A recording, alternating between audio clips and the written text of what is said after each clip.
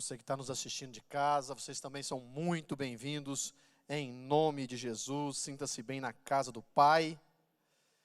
Este não é outro lugar senão a casa do Pai, a casa de oração.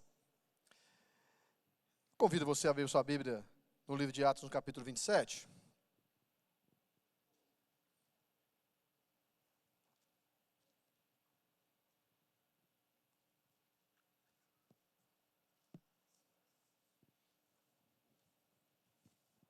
Atos capítulo 27, eu vou ler alguns versículos. Os irmãos acompanhem, por favor.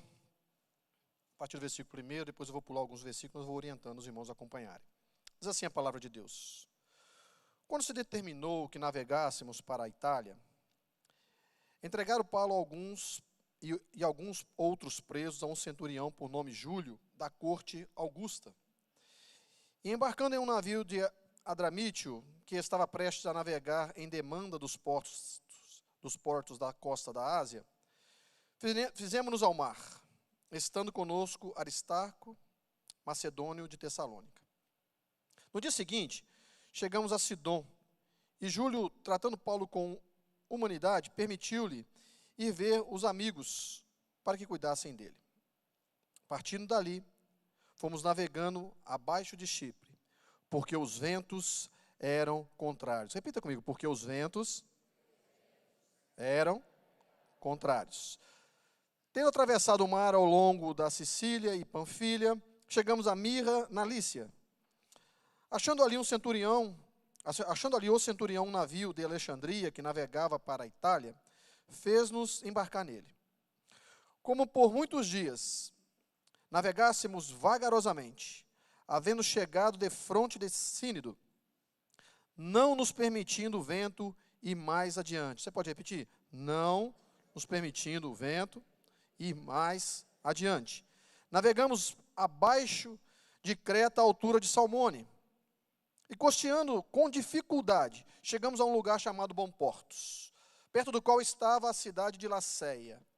Tendo decorrido muito tempo, e sendo já perigosa a navegação, porque o jejum já havia passado, Paulo admoestava-os, dizendo: Senhores, vejo que a viagem será desastrosa e causará muito dano, não só para o navio e a carga, mas também para todas as nossas vidas. Mas o centurião cria mais no piloto e no dono do navio do que no que Paulo dizia. Como aquele porto não era próprio para invernar, os mais deles foram de parecer que partíssemos dali para ver se podiam chegar a Fênice, um porto de Creta que olha para o nordeste e para o sudeste, para o sueste, e ali invernar. Versículo 13. Soprando o sul brandamente e pensando terem já o que desejavam, levantaram âncora e foram mais de perto costeando a ilha de Creta.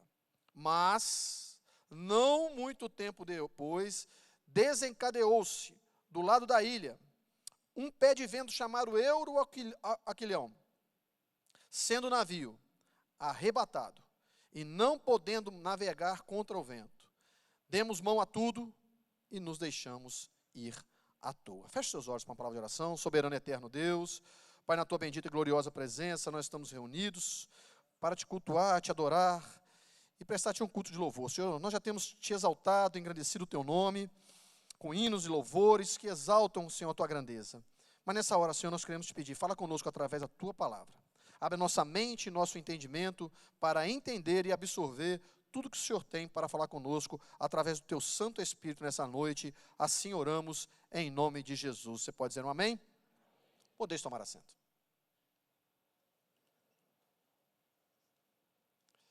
Nesses dias tão quentes, a gente fica torcendo assim para vir um ventinho, não é verdade? E essa noite que passou, parece que, estava até conversando com o pastor Hamilton hoje, parecia que estava estagnado, né, pastor? Não tinha nenhum vento. O pastor Hamilton passou uma mensagem para nós, era 4 horas da manhã, eu falei assim, meu Deus, aconteceu alguma coisa. Aí, na verdade, não era que tinha acontecido nada, ele estava sem dormir mesmo por causa do calor, dizendo que abriu a janela e parecia que não tinha nenhuma brisa, não tinha nada. E eu falei assim, meu Deus, como a gente almeja, né, um vento nessa hora, né, para vir refrescar. E a Bíblia trata muito sobre ventos. né? A descida do Espírito Santo veio como um vento. Deus usou um vento para abrir o Mar Vermelho, aquele povo passar ali a pé enxuto, foi um grande milagre. Deus usou o vento para baixar as águas do dilúvio. Então Deus tem um trabalhar com o vento, usa o vento como instrumento nas mãos dele. Mas na verdade o vento, quando ele sopra mansamente, ele é uma beleza, até 54 km por hora, dizem que é muito agradável, é uma brisa agradável, até 54 km por hora.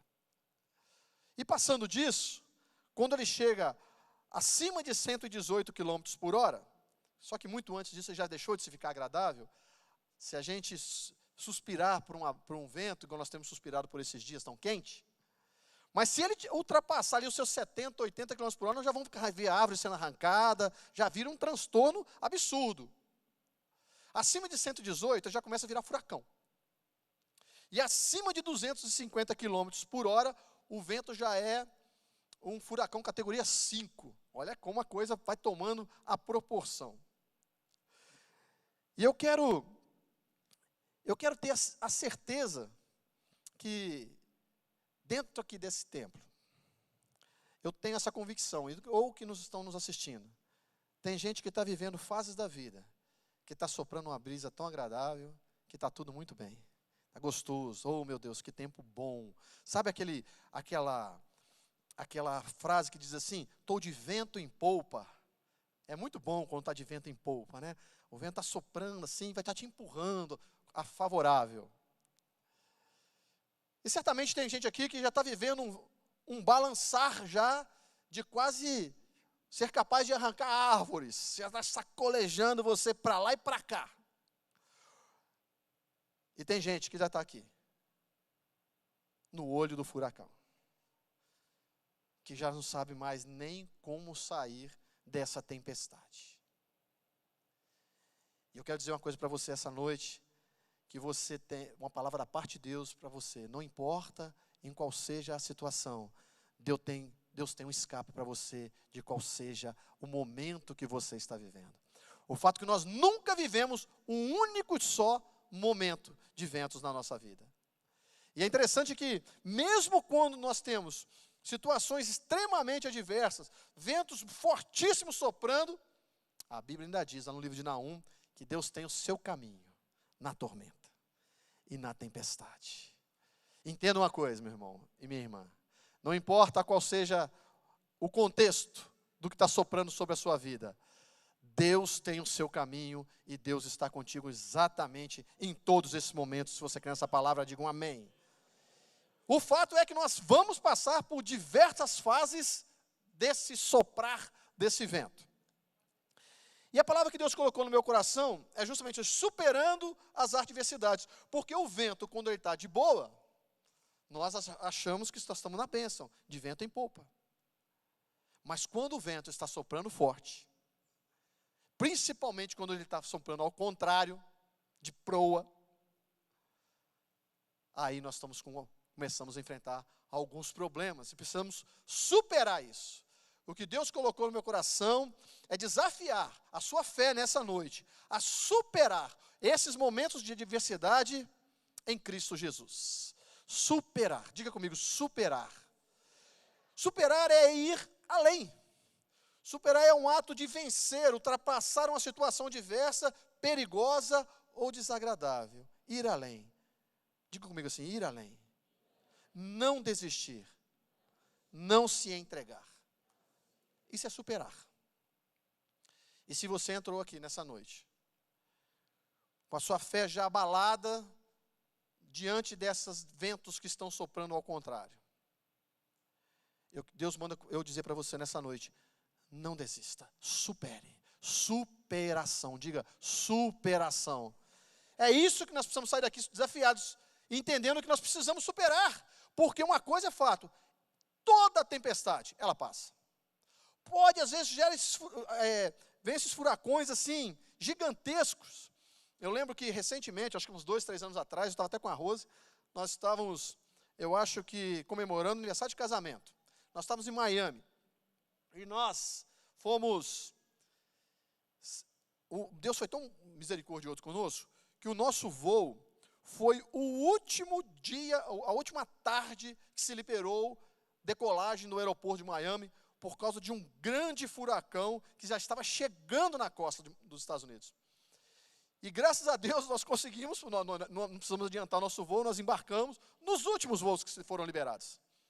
E quando decolamos, tinha uns 20 minutos, 30 minutos de voo, o comandante falou assim, se vocês quiserem ver o furacão tal, eu não lembro mais, agora eu recordo o nome dele, é só olhar para a direita da aeronave, que nós estamos passando ao lado dele.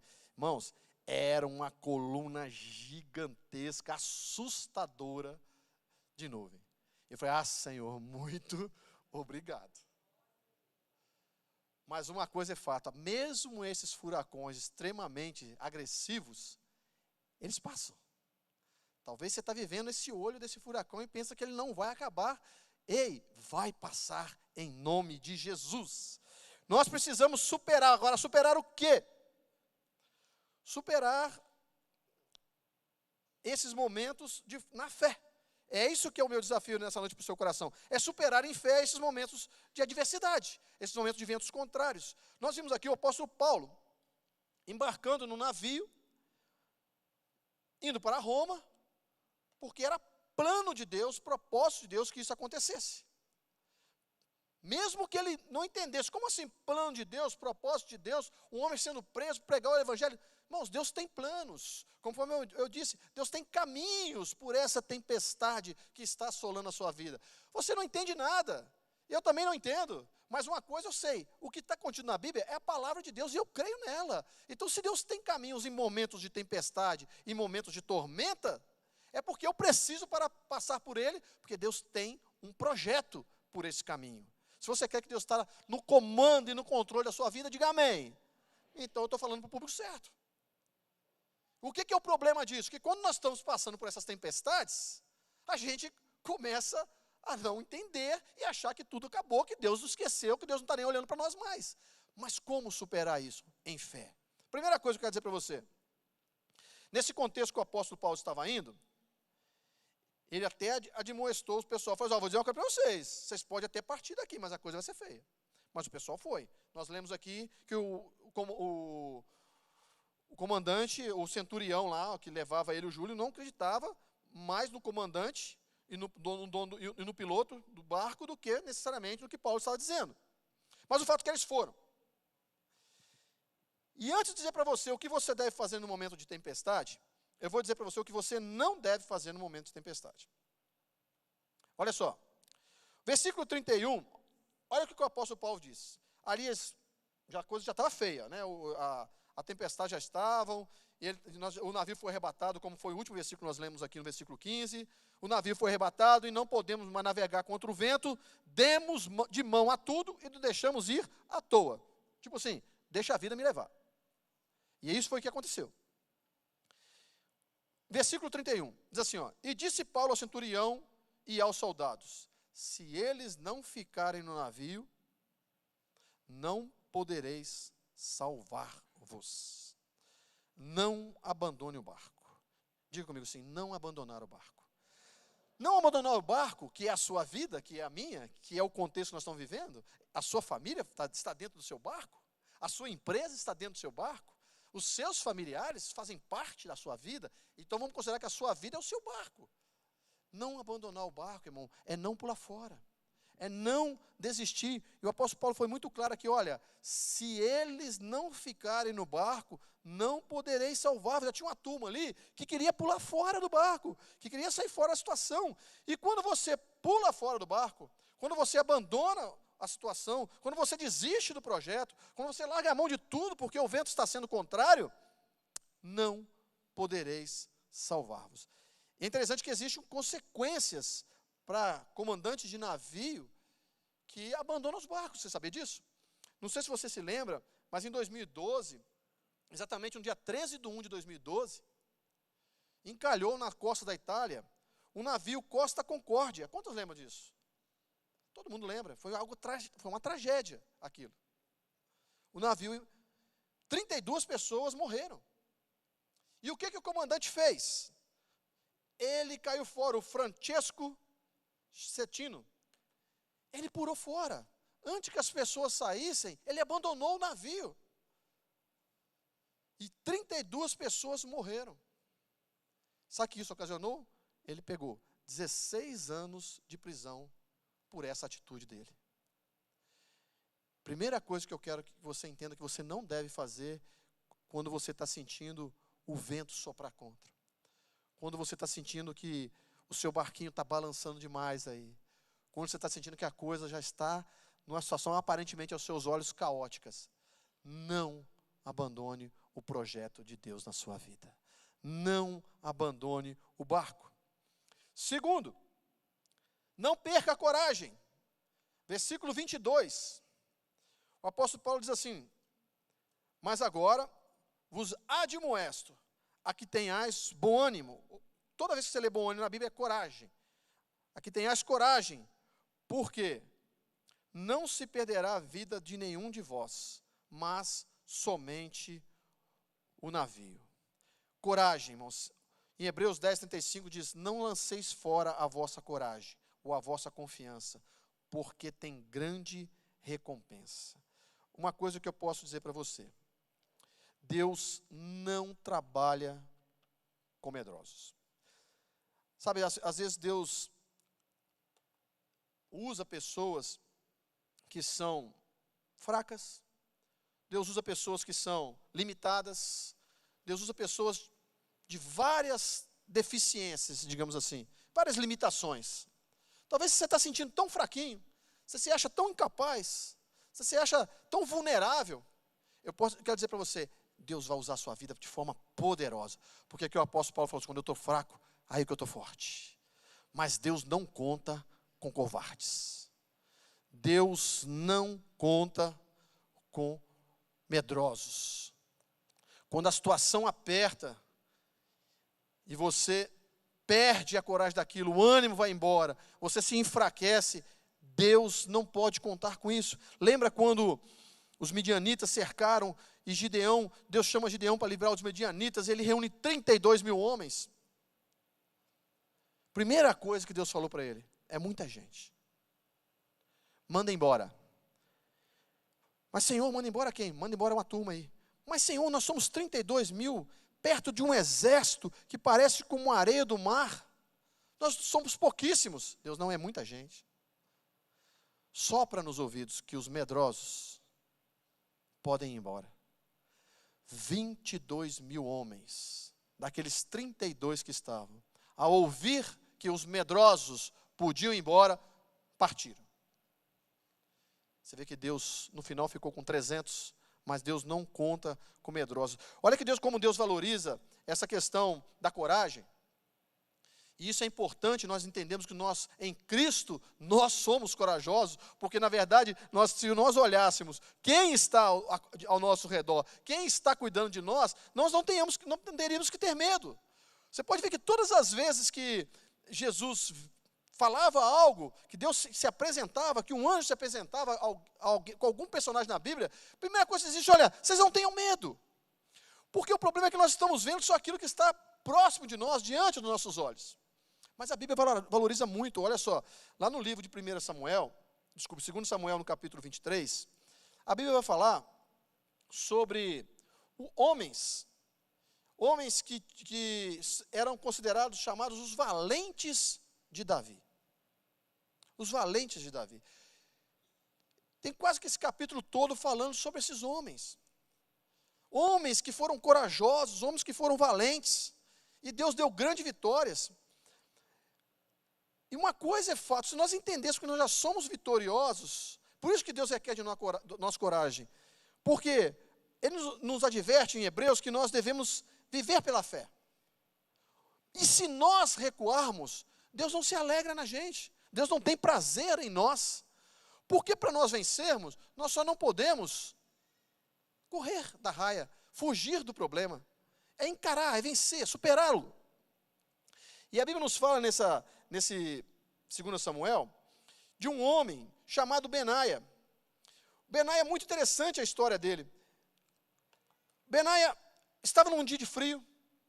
Imagina, vocês têm visto as nevascas que têm acontecido nos Estados Unidos. Estava numa época de frio. E ele estava certamente tentando se esconder, provavelmente pelo final do dia, arrumar um lugar para passar a noite. A Bíblia diz que ele entra numa caverna, nesse dia que estava nevando, muito frio. E quando ele entra naquela caverna, ele se depara com um leão. Havia um leão dentro daquela caverna que provavelmente também estava escondendo aquele frio. E a Bíblia nos fala que ele teve que tomar uma decisão. Às vezes, nós empregamos esforços, nós atribuímos a Deus aquilo que é para nós fazermos. Às vezes nós atribuímos a Deus coisas que são para nós resolvermos. E muitas das vezes nós estamos tirando da mão de Deus, tentando resolver aquilo que só cabe a Deus resolver. Precisamos identificar e somar esforços, empregar esforços naquilo que realmente cabe a nós fazermos. Porque na vida de fé tem uma parte que cabe a mim, tem uma parte que cabe a você e tem uma parte que cabe a Deus. Uma parte que cabe a mim, uma delas, coragem. Coragem. Deus, como chama Josué, para entrar na terra prometida, teria que enfrentar Jericó ali. Deus fala no capítulo 1 de Josué, 9 vezes, coragem. Tenha coragem, Josué. Porque eu estou com você, rapaz. Mas você tem coragem. Tem que ter coragem. E Josué era um homem corajoso. Deus deu ali só um reforço, porque quando ele foi espiar a terra, ele teve coragem para dizer, se o Senhor tão somente se agradar de nós, Deus vai nos dar essa terra, porque é promessa de Deus. Então esse Benaia entra nessa caverna, e estando ali nessa caverna, ele dá de cara com um leão. Então ele pensou assim, bom, o frio mata, se eu sair lá fora eu vou morrer. O leão mata, bom, mas deixa eu pensar, o frio eu não consigo derrotar, não cabe a mim derrotar, o leão eu posso derrotar. E a Bíblia nos diz que num dia de frio, que estava nevando, Benaia entra na caverna, isso foi registrado na Bíblia, irmão. Isso tem um aprendizado para nós, isso para nos incentivar. Isso é para nos chacoalhar e nos afiar, a superar os momentos de adversidade. E ele entra, luta com aquele leão e vence aquele leão. Escute uma coisa que eu estou falando para você. Esse leão que está se apresentando diante de você, é para você matá-lo. É em nome de Jesus, com muita coragem. Você pode dizer um amém, por favor? Coragem para enfrentá-lo. Porque uma coisa é fato. Você vai ver na Bíblia que um leão é possível se matar. Por isso que tem um ditado, nós estamos matando um leão por dia. Já ouviu isso aí? Todo mundo fala isso, não é verdade? E aí, irmão, como é que está mais, irmão? Matando um leão por dia. Beleza, é verdade, você consegue. Tenha coragem que você consegue. Davi matou um leão. Sansão matou um leão. E o Benaia matou um leão. Agora, eu quero dizer uma coisa para você, fique tranquilo. Porque quando são leões, Deus manda um anjo e fecha a boca dos leões. Você não será perecido. Você não vai perecer, você não será aniquilado por causa de leões. Um leão, você vai conseguir matar. Deus vai te dar força, tenha coragem, vai te dar estratégia. Não é para você sair correndo, não é para você perder a coragem. Tenha bom ânimo. Paulo fala para aqueles homens, tenham bom ânimo. E detalhe, você também não está só. Se você olhar esse versículo, esse capítulo de 2 Samuel, vai falar sobre um homem chamado Eleazar, que lutou até que a mão ficou grudada na espada. São valentes de Davi, mais de 30 homens. Vai falar de outro chamado Samar, que defendeu, quando todo mundo correu, ele teve coragem, porque era uma época de fome, ele teve coragem, se colocou na plantação de lentilha e defendeu aquela plantação, porque as famílias deles dependiam daquilo, todo mundo correu, mas ele ficou ali e defendeu. E ele venceu todos aqueles filisteus que foram ali saquear aquele campo de lentilha. Benaia também, sozinho, matou esse leão. Eleazar sozinho, lutou tanto que a mão ficou grudada na espada. Mas se você olhar, vai dizer assim, que esses homens fizeram esses grandes feitos. Mas vai dizer assim no final do versículo, naquele dia, deu o Senhor um grande livramento a Israel. Ei, entenda uma coisa, você só tem que ter coragem, porque é o Senhor que vai adestrar as tuas mãos para a guerra, é o Senhor que vai te dar força, é o Senhor que vai te sustentar, é o Senhor que vai com você. Eles fizeram tudo isso, está registrado. Mas no final do versículo diz assim: e o Senhor deu uma grande vitória. Porque quem dá vitória é Deus. Você pode dizer um amém por isso? Deus só não fortalece covardes, porque se Deus der força para o covarde, ele vai correr muito. Vai dar forças para ele só para ele correr. Deus não fortalece covardes. Deus não conta com covardes. Não abandone o barco, não perca a coragem, não perca a esperança. É fácil perder a esperança em tempos de tempestades, de ventos contrários. É fácil, irmãos. Se nós não vigiarmos, é fácil perder. Olha o que diz no versículo 20 de Atos 27.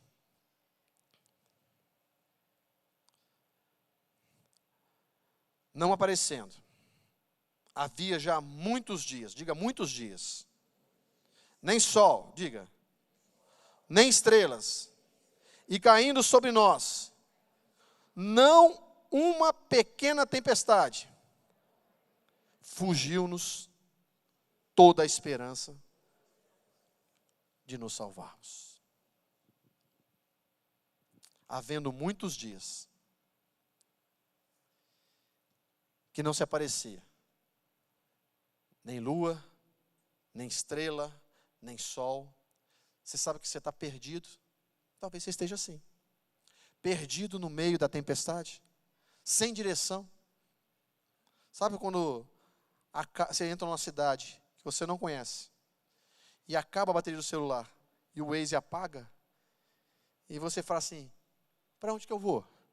Vocês têm visto aí tantas pessoas nesses dias de festa, de passagem de ano, perdidas em comunidades lá no Rio de Janeiro? É um desespero total. Está perdido, é um desespero total. E a palavra de Deus nos diz que eles estavam, nós já lemos que eles estavam à toa, julgados pela tempestade, o vento levando para onde queria, eles não tinham noção de onde eles estavam.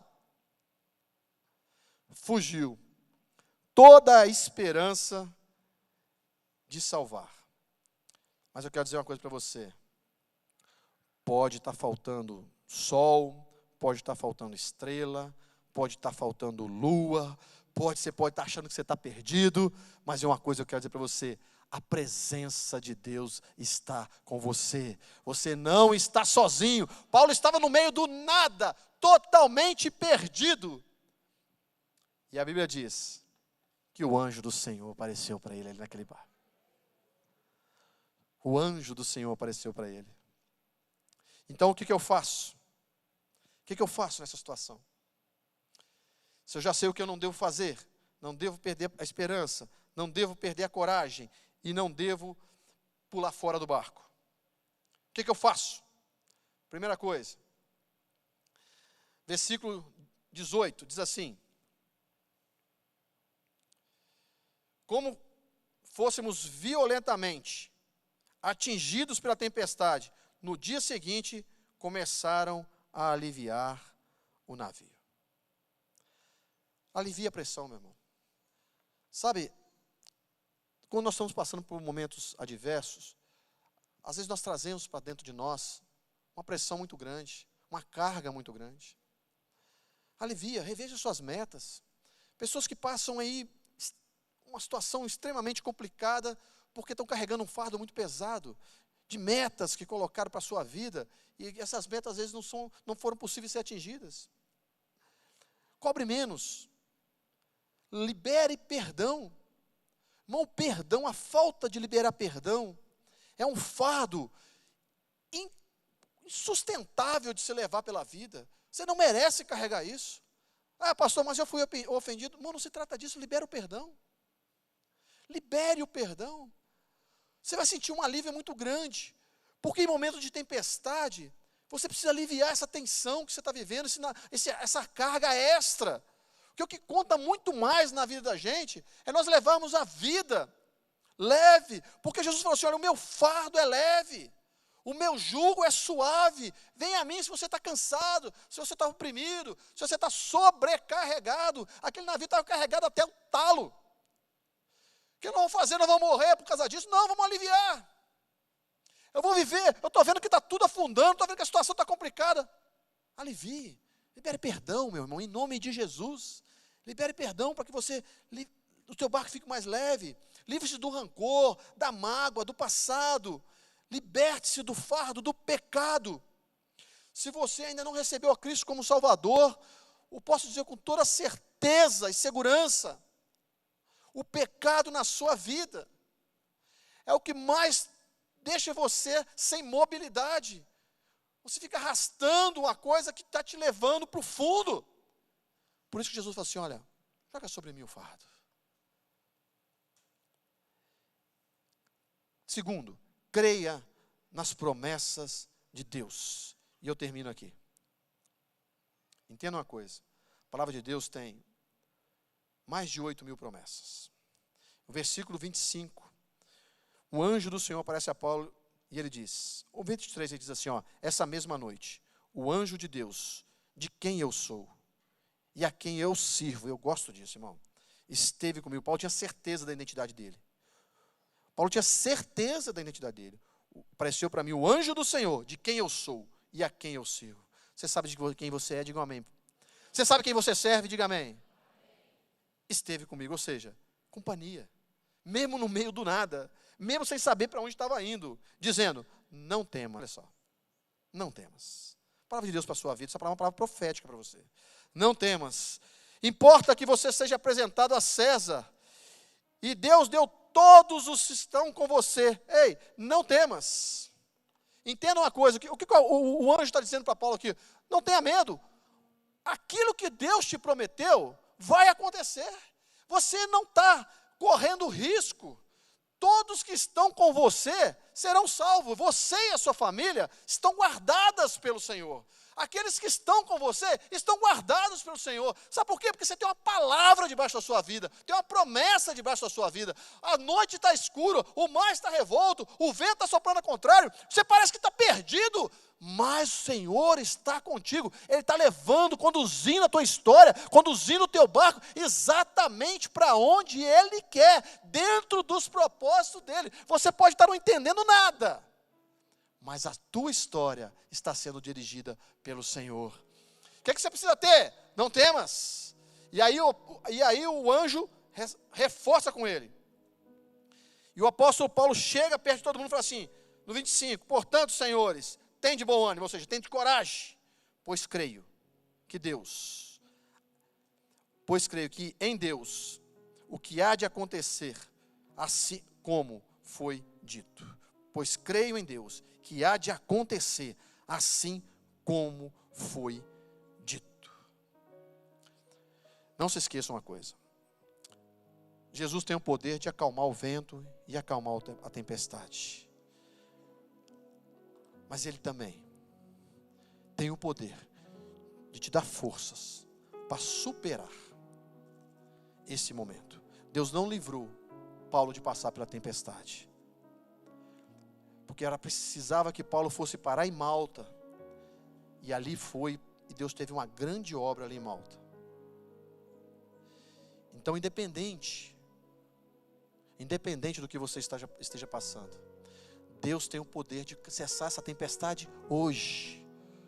Em Marcos, no capítulo 6, os versículos estavam no barco, e se você ver lá, os ventos eram contrários, estava soprando tudo, balançando tudo, o barco estava para naufragar. Jesus vem andando sobre o mar.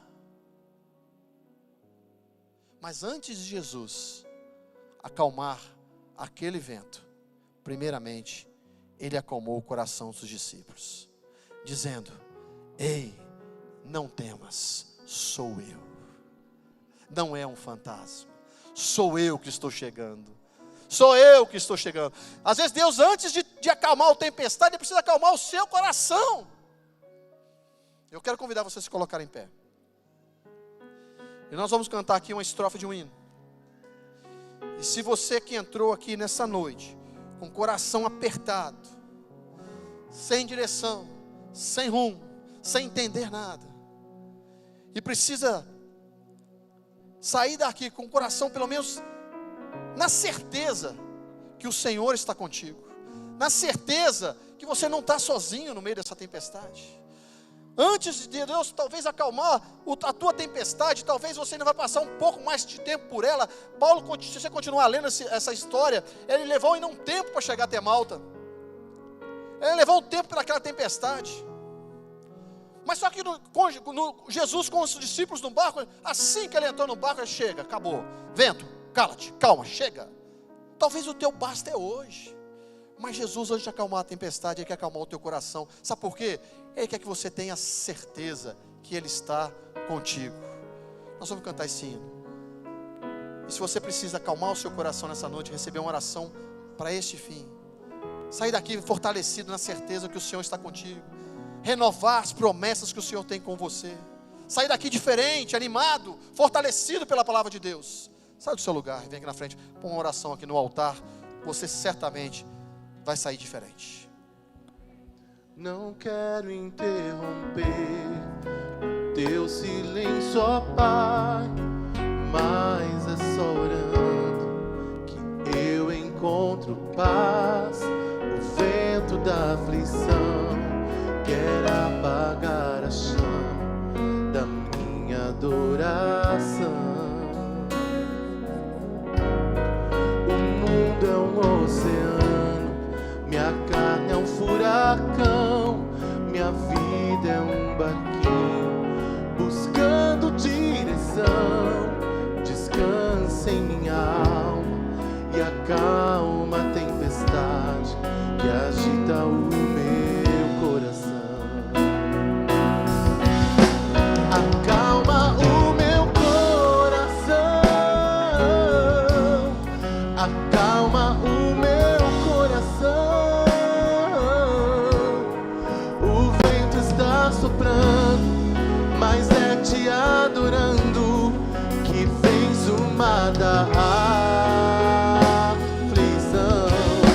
Acalma o meu coração,